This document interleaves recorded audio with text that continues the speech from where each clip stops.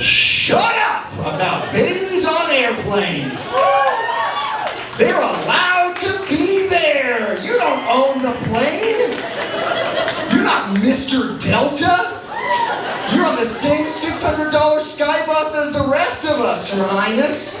But whenever there's these people, whenever there's a baby on their plane, suddenly it becomes theirs. Like, oh, is there a baby on my plane? They're like, Rutherford von Southwest, who we didn't know you were flying with us peasants today. We'll throw this little shit out the window for you. Please, have a good flight. I like babies. I would rather sit next to a baby than any of you. Why? Because they're perfect, innocent creatures that have never done a single wrong thing in their life. A baby has never kicked off his shoes mid-flight and started picking at his toenails next to me. Baby's never pretended not to hear the sound of my kneecaps crunch when he slammed his seat back into me. You never seen a baby get carried off the plane by 3 sheriff's deputies? Just foaming at the mouth. I will not be controlled!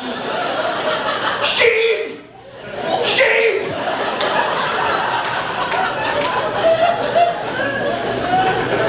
But you want me to think this cute little guy is the bad guy? Because he's crying? He's a baby!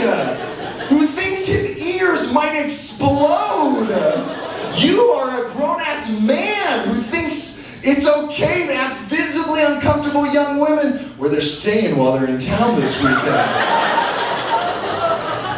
And you think I'm going to be on your side?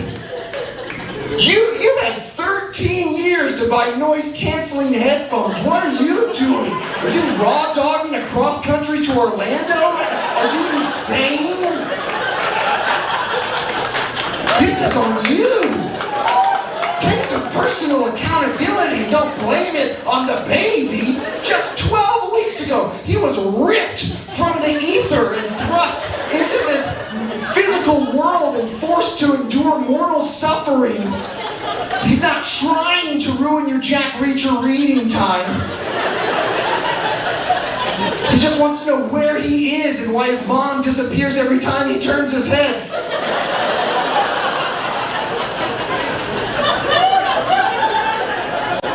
And I do not blame the parents.